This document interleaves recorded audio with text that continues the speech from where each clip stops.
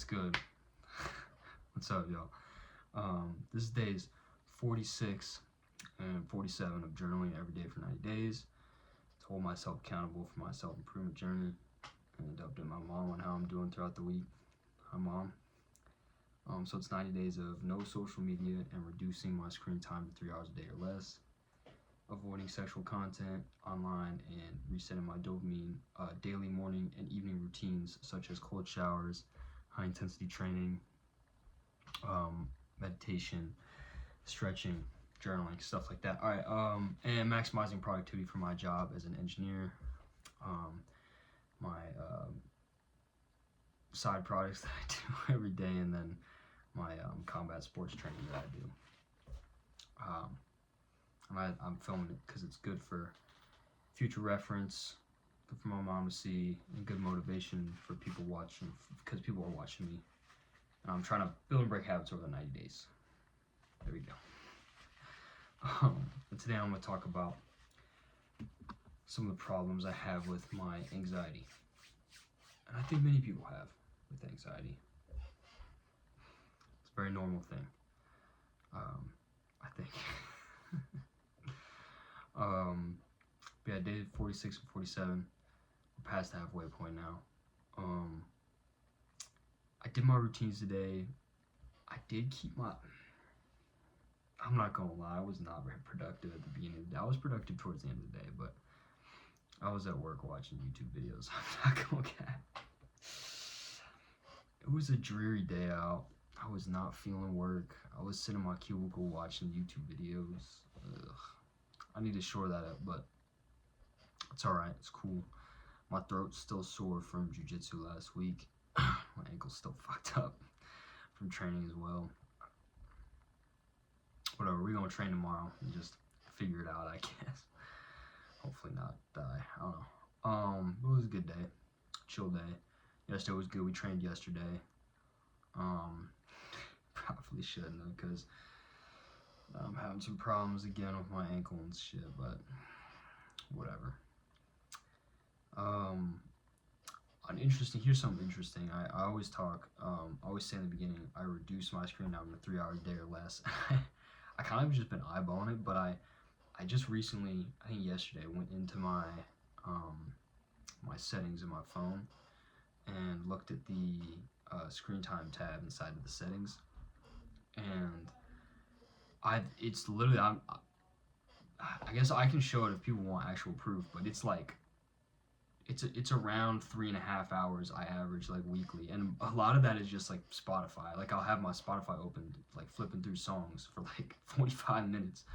Like, I'll just be open on my desk and I'll be like tabbing through songs. So a lot of it's just Spotify. So it's like, if you look at actual screen time, then more of it is like clocks and calculator stuff. A lot of it is just like stuff that I wouldn't even consider screen time. I mean, I don't have any social medias on there. The only thing I do on there that's like substantial screen time, I would say, is like I play Clash of Clans on my phone, but I mean, you can only do that for like 20 minutes before you really get bored. So I really don't use my phone like at all.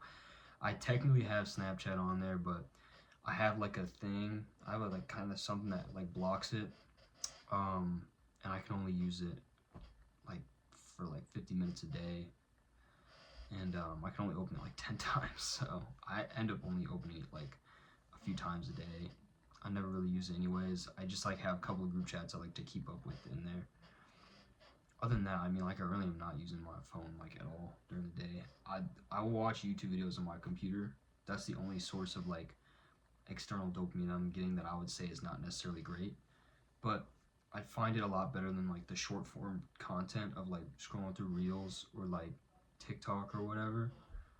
It's definitely a lot better because I'm not like on there like scrolling through like the YouTube shorts or whatever. I'm like actually like I'll watch like a whole video, you know, like a 30-45 minute video, and while not great sometimes, it's definitely a lot better than short form content. And I'm never going to get rid of YouTube because it shows me how to do a lot of things for my data analytics projects that I do, so I can't really get rid of it. I gotta make sure to keep that so that I can, you know, still work on those projects. Cause a lot of stuff, like if I'm looking at, I've got tons of code about like FOMC strategies, you know, YouTube channels, decision tree, and machine learning, algorithm trading, different yield curve like stuff, and visualizations of 3D yield curve stuff. It's like just a lot of stuff. So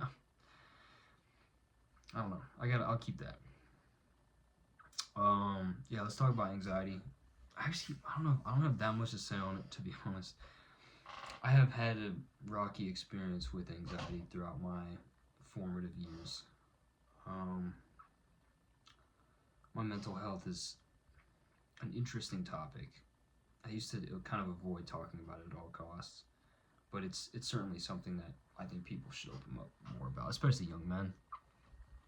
And I don't like when people say they have anxiety, because you don't have it, you get anxiety, and you can't, have that.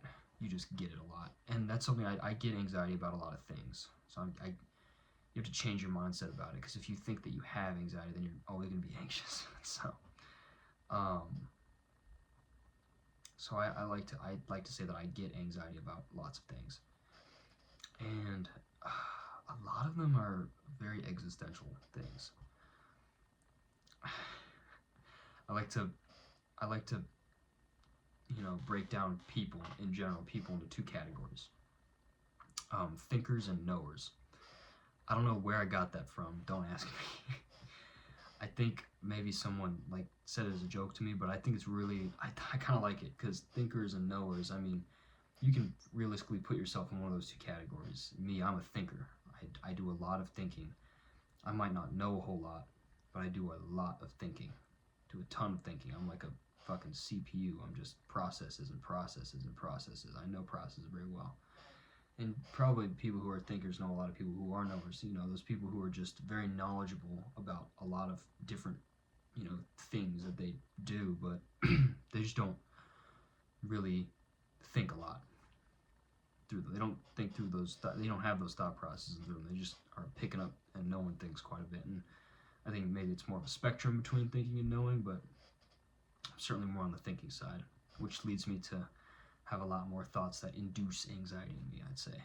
And it's okay, it's normal. And I've learned through many years, and my mom knows a lot about this because I talk to her about it constantly, but through many years I've kind of formulated and honed my ability to deal with that. And it's as simple as steering, observing thoughts as they pass, almost like clouds in the sky, and then you just kind of watch them pass, and then choosing to engage in the right ones. I'd say that's probably the most apt description I can give of that. And it's a real thing. I mean, as someone who has struggled with different forms of anxiety, and I can't say some of the worst stuff, because I guess that wouldn't be some drug related stuff, not a little sensitive for YouTube, a little bit personal, but some of that stuff is very real, and it can cause some real problems for someone, and I've experienced that. And while I'd say it is definitely a large part of building me as who I am in my character and making me such a funny person or something, cool individual. Call it lore, maybe. I'd say that it's certainly not for the weak, and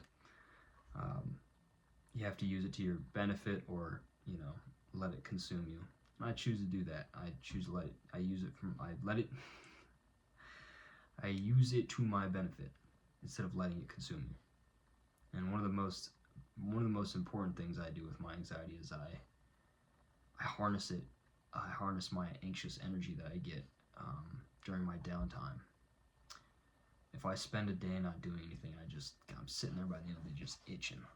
I need to do something. And so that's one of the great things. Is one of the reasons why I'm able to be so successful at stuff like this, and why I'm able to do a full-time 40-hour-a-week engineering job, train combat sports, lift 4 times a week, and still do quite a lot of data analytics on the side, is because my brain, my brain will put myself into an anxious state if I'm not moving forward, if I'm not making progress. And it's a fickle thing.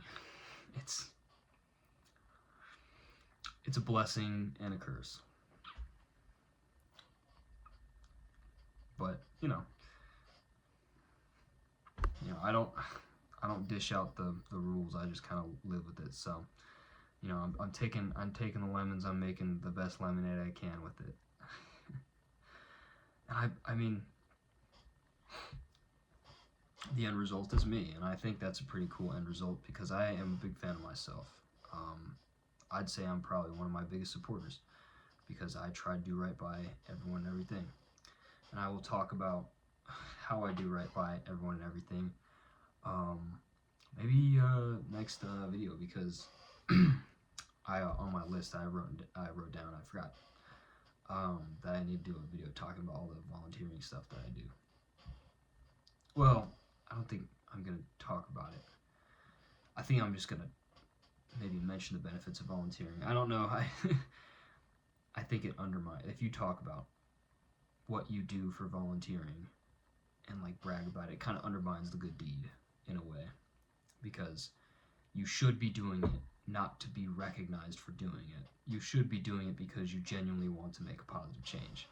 So I think I'm gonna make a video on why people should volunteer more and encouraging people to go volunteer. But I will talk about how I do volunteer. I don't know, but I hope it doesn't come across as like me bragging. I don't know. Here I'm talking about the next video. I don't know. I need to go to sleep. I gotta wake up and train tomorrow. Get punched in the face or something. Yay. And then and then I'm getting a haircut tomorrow.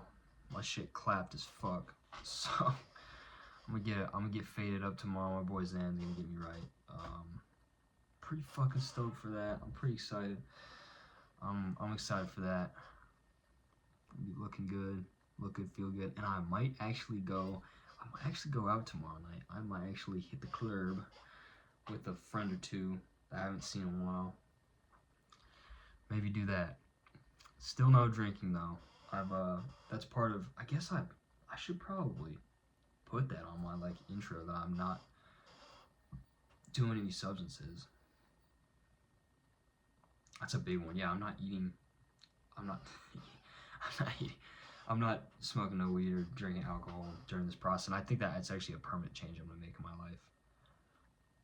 That's another, you know what, I'm writing that down. That's another good idea.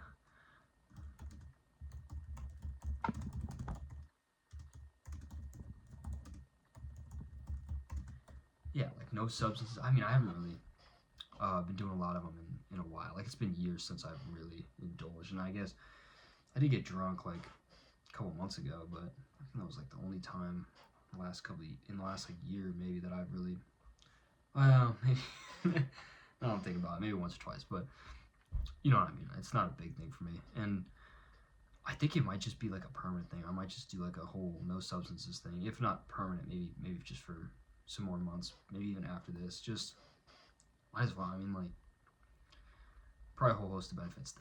Fucking, what am I doing? I keep talking about future videos. Fuck it. I'll talk about that in a different video. I can do the volunteering one. I'm just giving myself better ideas.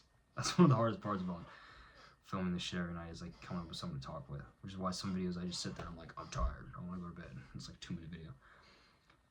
Alright, I'm rambling. That means I need to go to sleep. Deuces.